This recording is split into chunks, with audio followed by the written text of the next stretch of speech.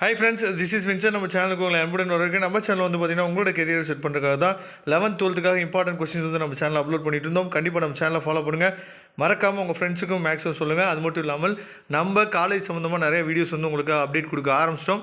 Admission சம்மந்தமாக எந்த help வேணாலும் நீங்கள் எப்போ வேணாலும் நம்மளை தொடர்பு கொள்ளலாம். ஓகே ஃப்ரெண்ட்ஸ், அதாவது 12ஆம் வகுப்பு மாணவர்கள் எல்லாத்துக்கும் மகிழ்ச்சியான செய்தி என்ன அப்படின்னு சொல்லி பார்த்தீங்க அப்படின்னா, நமக்கு ஏற்கனவே கெமிஸ்ட்ரிக்கு வந்து பார்த்திங்கன்னா ஒரு 5 மார்க் ஒரு 3 மார்க்குக்கு மேக்ஸிமம் அது கன்ஃபார்ம் ஆகிடுச்சு. அதாவது நமக்கு போனஸ் மார்க் இருக்குது, கெமிஸ்ட்ரியில் வந்து பார்த்திங்க அப்படின்னா நமக்கு வந்து போனஸ் மார்க் இருக்குது அப்படின்னு சொல்லிட்டு நமக்கு கன்ஃபார்ம் ஆகிடுச்சு. அதே வந்து பார்த்திங்க அப்படின்னா மேக்ஸ்லேயும் வந்து உங்களுக்கு சில கொஸ்டின்ஸ் வந்து நீங்களே வந்து கமெண்ட் பாக்ஸில் கேட்டிருந்தீங்க, கிரேஸ் மார்க் இருக்கா இல்லைன்னு சொல்லி கமெண்ட் பாக்ஸில் கேட்டிருந்தீங்க.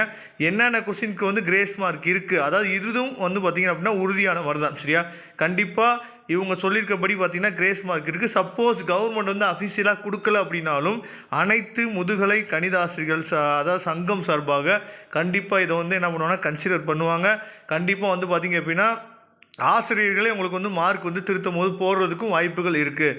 அப்போ என்னென்ன கொஸ்டின்ஸுக்கு வந்து நமக்கு வந்து கருணை மதிப்பெண் வந்து கொடுக்குறாங்க, போனஸ் மார்க் கொடுக்க போகிறாங்க அப்படின்னு சொல்லி பார்த்தீங்க அப்படின்னா, அதாவது நல்லா நீங்கள் கவனிச்சுங்க. வினா எண் 17 டைப் ஏல வந்து பார்த்திங்கன்னா வினா எண் 17, டைப் பியில் வந்து பார்த்திங்கன்னா வினா எண் 18. இந்த ஒரு மதிப்பெண் வினாவிற்கு கேள்வித்தாளில் கொடுக்கப்பட்டுள்ள 2 வாய்ப்புகள் சரியானவைகளாக உள்ளது. அதாவது 0 அந்த ஆன்சரும் கரெக்டு. அதே மாதிரி வந்து பார்த்திங்கன்னா இ ஆப்ஷனில் கொடுத்துருக்க சரியா, வேரியன்ஸ் அதாவது 3 இதுவும் வந்து பார்த்தா கரெக்ட். இதனால் மாணவர்கள் மிகுந்த குழப்பத்துடன் இதற்கான விடையினை எழுதியுள்ளனர்.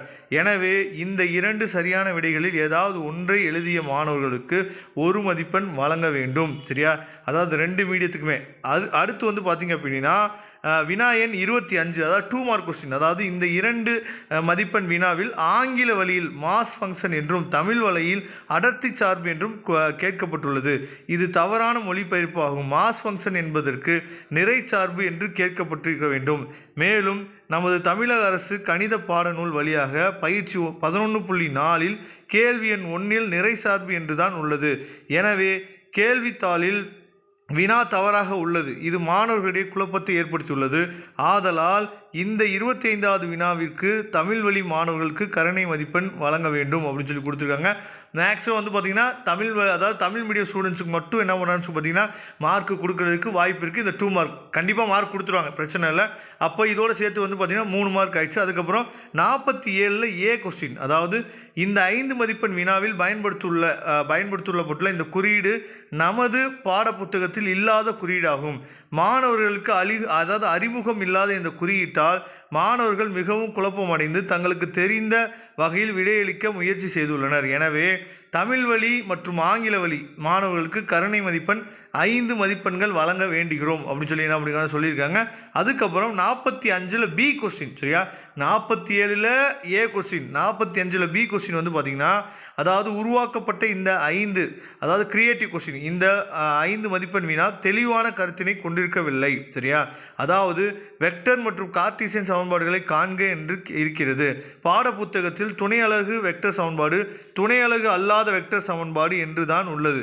கேள்வித்தாளில் கேட்கப்பட்டுள்ள இந்த வினாவானது கருத்து தெளிவில்லாமல் அமைந்துள்ளது. முக்கிய வார்த்தைகள் இடம்பெறவில்லை. ஆதலால் தயவு கூர்ந்து மாணவர்களின் நலன் காக்கும் வகையில் இந்த வினாவிற்கு தமிழ் வழி மற்றும் ஆங்கில வழி மாணவர்களுக்கு கருணை மதிப்பெண்ணாக 5 மதிப்பெண்கள் வழங்குமாறு கேட்டுக்கொள்கிறோம் அப்படின்னு சொல்லி என்ன பண்ணிருக்காங்க கொடுத்துருக்காங்க.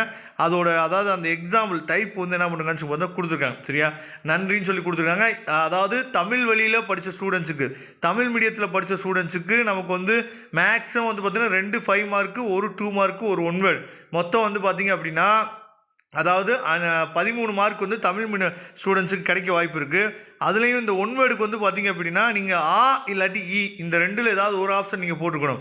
சப்போஸ் நீங்கள் ஆ இல்லாட்டி வந்து பார்த்தீங்கன்னா இ இதில் இந்த ஆப்ஷன் போட்டுருந்தீங்க அப்படின்னா அது வந்து தவறுன்னு சொல்லிடுவாங்க.